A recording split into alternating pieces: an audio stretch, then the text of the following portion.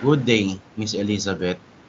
We are the Group 9, and in this presentation, we are going to present Exploring the Dynamics of Landscape Ecology, Patterns, Processes, and Conservation Perspectives.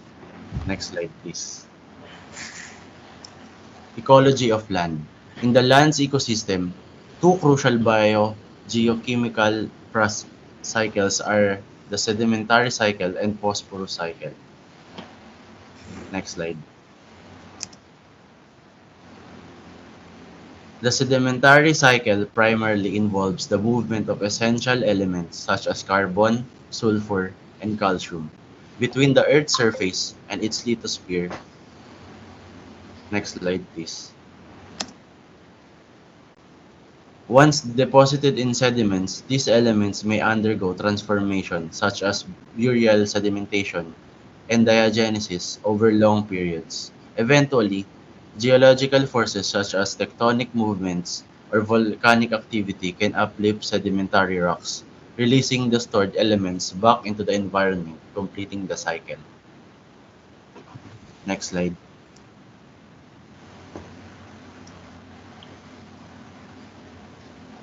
Also known as the biogeochemical cycle, is a natural process in which nutrients and minerals circulate through the Earth's crust and ecosystem.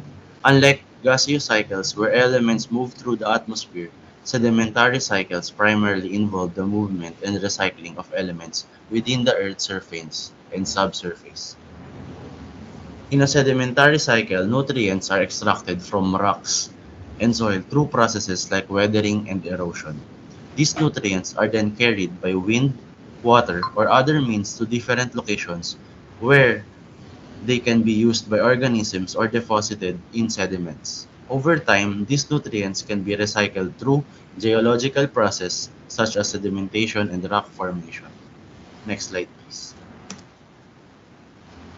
Phosphorus cycle. The phosphorus cycle specifically focuses on the movement of phosphorus, an essential nutrient through terrestrial and aquatic ecosystems. Phosphorus primarily exists in the form of phosphate minerals in rocks and sediments. Weathering processes release phosphorus from these minerals, making it available for uptake by plants.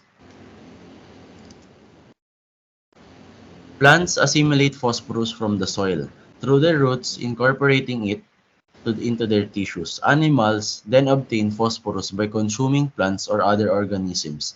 Decomposition of organic matter returns phosphorus to the soil, where it can be recycled by plants or leached into water bodies. In aquatic environment, phosphorus can contribute to algal blooms and eutrophication if present in excess, leading to ecological imbalances. Next slide, please. Anthropogenic stress.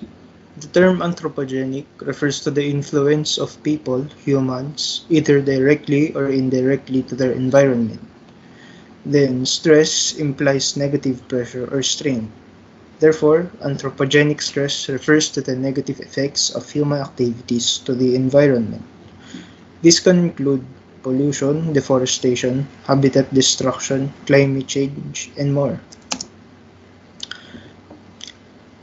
So, this the anthropogenic stress to the sedimentary cycle. Mining and quarrying. Extraction of minerals and resources for industrial and construction purposes accelerates the removal of materials from the lithosphere, disrupting natural sedimentary processes. This can lead to habitat destruction, soil erosion, and alteration of landscapes.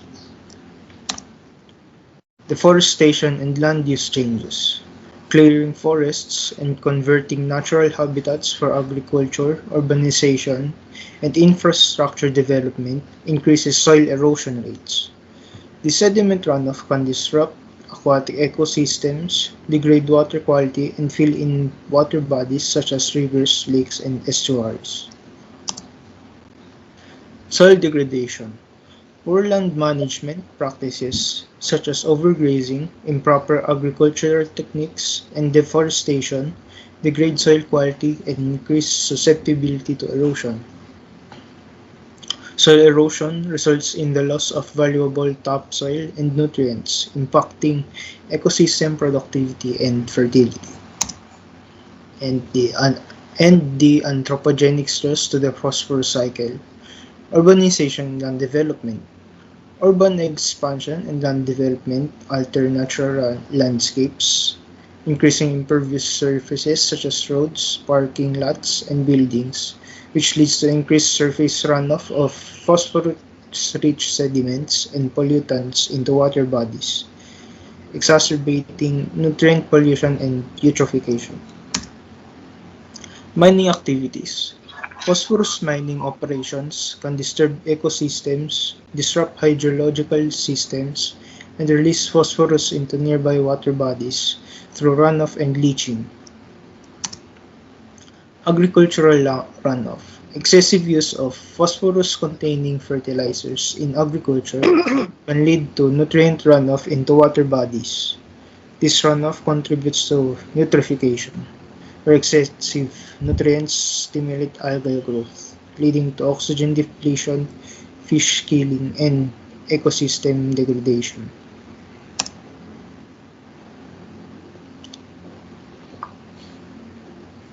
Now, let us proceed on the effects of human activities on sedimentary cycle. One of them will be soil erosion rates have increased by an estimated 10 to 40 times above natural rates due to activities like deforestation, urbanization, and intensive agriculture. 25 billion tons of sediments are transported by rivers to the ocean each year, with a substantial portion originating from human activities. Next slide, please.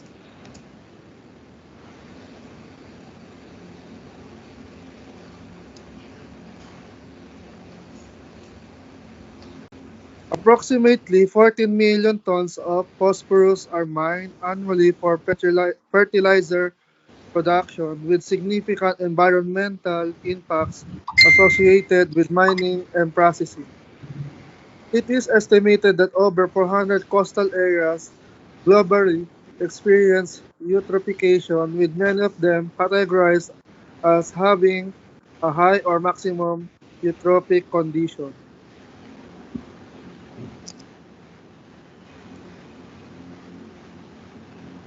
Now let us proceed to invasive species as humans.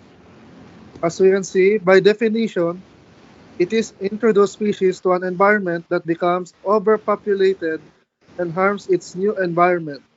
Invasive species adversely affect habitats and bioregions, causing ecological, environmental, and/or economic damage. In conclusion, the evidence strongly suggests that humans can be considered invasive species in many ecosystems. Through our activities such as mining, deforestation, agriculture, urbanization, and industrialization, we disrupt the natural processes and alter landscape at an unprecedented scale. These anthropogenic stresses, as outlined in the context of the sedimentary cycle, lead to habitat destruction, soil erosion, nutrient pollution, and ecological imbalances. Much like invasive species that disrupt native ecosystems by outcompeting native flora and fauna, humans alter natural environments, leading to the displacement or extinction of native species and the homogenizations of ecosystems. Moreover, our actions have far-reaching consequences beyond individual ecosystems, contributing to global environment changes such as climate change and biodiversity loss. Next slide, please.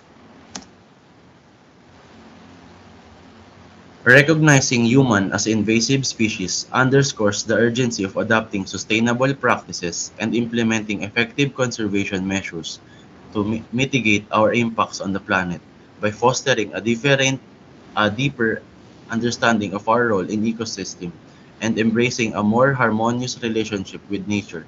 We can strive towards a future where human activities support rather than undermine the health and resilience of Earth's ecosystem.